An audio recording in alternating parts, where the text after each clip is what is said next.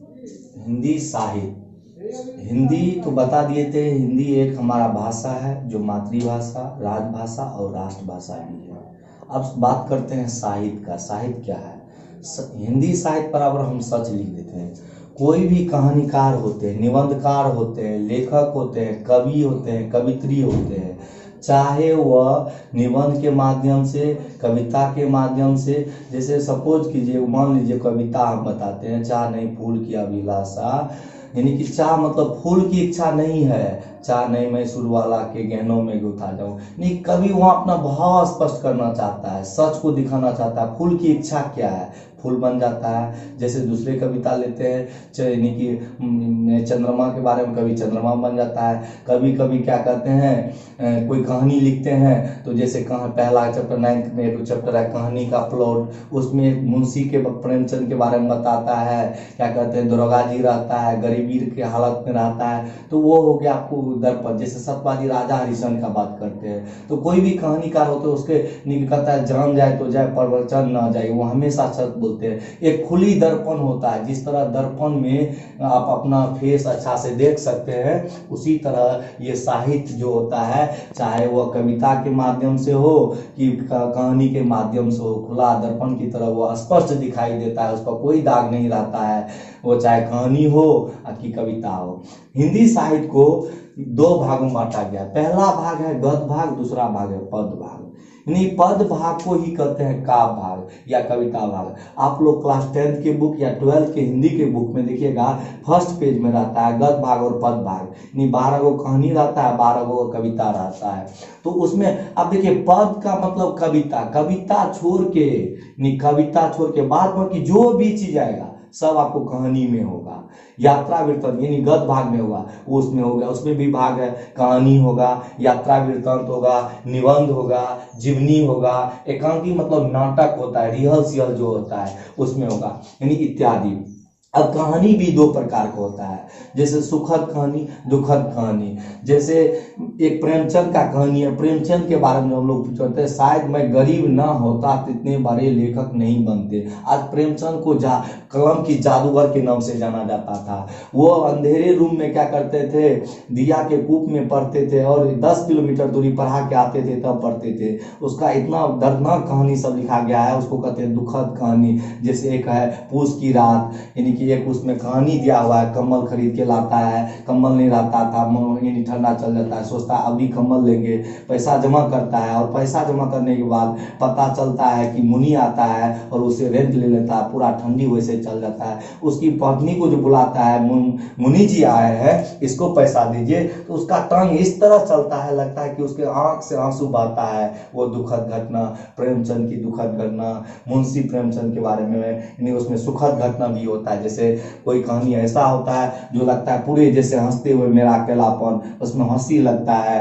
अब आता है कहानी। यात्रा मतलब यात्रा वृत्तांत मतलब हुआ जैसे वो सवारी है, साइकिल की सवारी, यानी एज खत्म होने पर वो चाहते हैं कहानीकार, लेखक, कि हम अपना कहानी क्या कहते हैं वो साइकिल सीखे। तो बूढ़ा यानी कहता है वर्ष 55 और मन 55, तब वो साइकिल लेता है, साइकिल लेके सीखता है और उसकी पत्नी पूछती है, हाँ जी आप क्या साइकिल चलाना सीखेंगे इतना एज में? तो फिर भी वो कोशिश करता है तो सीख जाता है। फिर एक दिन क्या ऐसा होता है, सब परिवार जाता है, पीछे मुंह गिर जाता है। तो ये यात्रा वृत्तांत मतलब हो गया, चाहे हवाई जहाज पर गए तब लिख लिए, यानी ट्रेन पर है तो रेल की सवारी लिख दिए, साइकिल की सवारी लिखिए। अब निबंध, निबंध में भी दो प्रकार के होता है। जैसे महात्मा गांधी के बारे में पढ़े हैं, महात्मा गांधी का जन्म क्या कहते हैं 2 अक्टूबर 1869 ईस्वी में हुआ था। क्या कहते हैं उसके 4 पुत्र थे, हीरालाल, मणिकलाल, देवदास, रामचंद्र दास, और उसके कस्तूरबा गांधी उसकी पत्नी थी। अब किसी का जीवनी पढ़ते हैं तो उसके बारे में पूरा पढ़ना पड़ता है, बायोग्राफी पढ़ना पड़ता है, उसके जीवन के चरित्र के बारे में पढ़ना पड़ता है। एकांकी मतलब नाटक, जिसको हम लोग कहते हैं रिहर्सल, पर्दा पर करके देखते हैं उसको कैसे करना है। अब इसमें रोल कहते हैं, इसमें बनता है खलनायक होता है, नायक होता है, नायिका होती है, यानी एक मंच पर अपना नाटक दिखाता है, रियल अपना प्ले दिखाता है, उसी को कहते हैं एकांकी।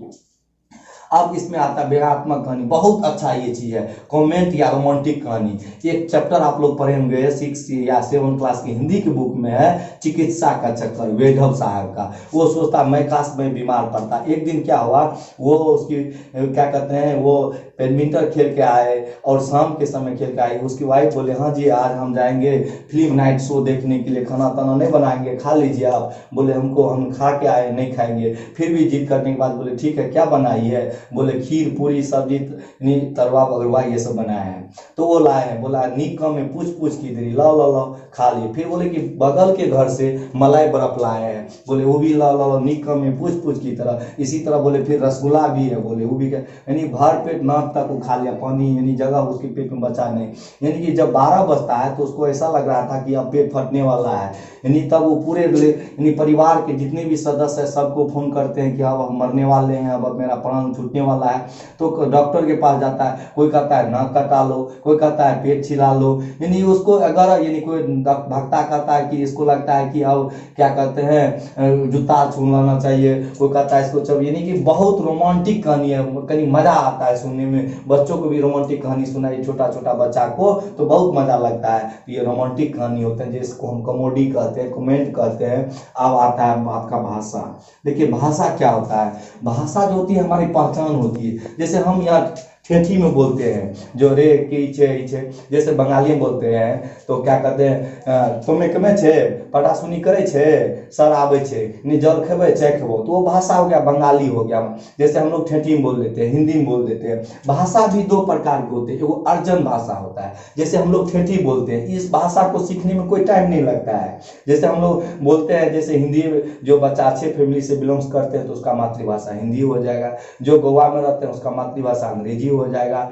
यानी क्षेत्रीय एगो होता है जो जैसे अब जिस भाषा को हम जैसे मान के चलो चलिए बच्चा है देहाती बच्चा गाँव से आया, वो ठेठी पढ़ के आया, उसको अगर हम हिंदी सिखाएंगे तो उसको समय देना पड़ेगा, उसके अनुसार उसको बताना पड़ेगा नहीं बाबू ये स्त्रीलिंग क्या है पुल्लिंग क्या है कैसे बोलेंगे, तो उसमें टाइम लगेगा। वो प्रयासपूर्ण होता है, वो भाषा प्रयासपूर्ण होता है, उसको पढ़ाने में यानी मेहनत लगता है। अब उसके बाद आता है भाषा जो है हम अपने बात को दूसरे के सामने रखते हैं, मेरे बात को अगर मनुष्य में भाषा नहीं रहता तो आज मनुष्य भी जानवर की तरह रहता है। जिस तरह गाय को देखते हैं मैया आता है लेकिन बोल नहीं पाता है, तो मनुष्य भी एक जानवर आता है। भाषा मेरी पहचान है। मान के चलिए यदि हम पटना चले दूसरे देश चल जाएंगे, अगर हम इंडिया भारत का आदमी है तो हम हिंदी बोलेंगे, कोई दूसरा देश का अलग भाषा। लेकिन उसी में अगर 2 इंडिया का बिहारी मिल गया तो उसे पहचान हो जाता है, ये ठेठी बोलता है वो भी ठेठी बोलता है, लगता है बिहारी है, तो वहां मेरी पहचान हो जाता है, एक रिलेशन बन जाता है, एक क्या कहते हैं तो भाषा वो होता है। अब आता है भाषा कौशल। भाषा कौशल यानी कौशल मतलब यानी स्किल एंगल जो होता है भाषा कौशल को 4 भाग में, इसका एक ट्रिक हम बताए हैं। देखिए सुबोपोली, सु से होता है सुनना, ब से होता है बोलना, प से होता है पढ़ना, ल से होता है लिखना, अर्थात सुबोपोली। यानी भाषा कौशल 4 प्रकार के होते हैं, श्रवण कौशल, वाचन कौशल, पठन कौशल और लेखन कौशल। देखिए अब जो इसमें आएगा सुनना। सुनना का मतलब ये नहीं हुआ जैसे हम मोबाइल पर बात करते हैं हाँ हेलो कौन है, तो कहने का मतलब ये सुनना का मतलब ये नहीं हुआ सुन लिए। देखता है कभी बात करते हैं फोन पर करते हैं नहीं समझ लियो फिर से बोल, इसका मतलब है सुनिए नहीं अच्छे से। सुनने का मतलब ये नहीं हुआ आप मान लीजिए कभी आप लोगों को हम पढ़ाते हैं आप लोग समझे नहीं, तो इसका मतलब क्या हुआ नहीं समझ में आया। सुनना नहीं, सुनना को कहते हैं श्रवण कौशल, बोलना को कहते हैं वाचन कौशल, पढ़ना को कहते हैं पठन कौशल, लिखना को कहते हैं लेखन कौशल। अब देखिए जिस तरह सुनना और वाचन यानी कि बोलना, सुनना और बोलना के बीच में एक कड़ी आता है, बीच में कड़ी आता है समझ।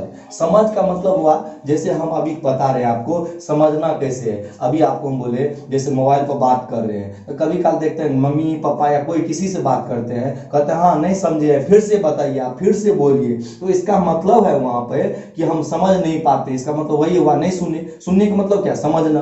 अब पूर्व, अब समझ भी 2 प्रकार का होता है, वो होता है डिकोडिव, एक होता है पूर्व ज्ञान। जैसे मान के चलिए बच्चा को भी हम पढ़ा रहे हैं साहित्य, बच्चा कभी साहित्य पढ़ भी नहीं किया, डायरेक्ट 10th में आया, डायरेक्ट 12वीं में आया, उसको साहित्य बता देंगे साहित्य क्या होता है, कहानी क्या है, निबंध क्या है, यात्रा वृत्तांत क्या है, एकांकी, उसको समझ में नहीं आएगा। लेकिन उसको तो ये पूर्व ज्ञान है जो हम पहला क्लास में पढ़े थे, क्या कहते हैं एक क्या कहते हैं घड़ा रहता है, घड़ा में कौवा पानी पीना चाहता है तो उसमें पत्थर दे देता है, तब वो पानी पत्थर पानी ऊपर आ जाता है, हम पी लेते हैं। तो बच्चा को कहानी अच्छा लगता है। तो पहले का ज्ञान कुछ नहीं होता है। जैसे बच्चे को हम बोलेंगे बाबू बताओ ये क्या है, तो बच्चा ने देखा रहा है, मार्कल है, तो पूर्व ज्ञान को शब्द स अनुपालन करके उसको समझना बीच में आ जाता है, समझना। अब ये दोनों कौशल का बात करेंगे, पढ़ना और लिखना। देखिए इसका दो, सुनना और बोलना का मतलब हुआ समझना।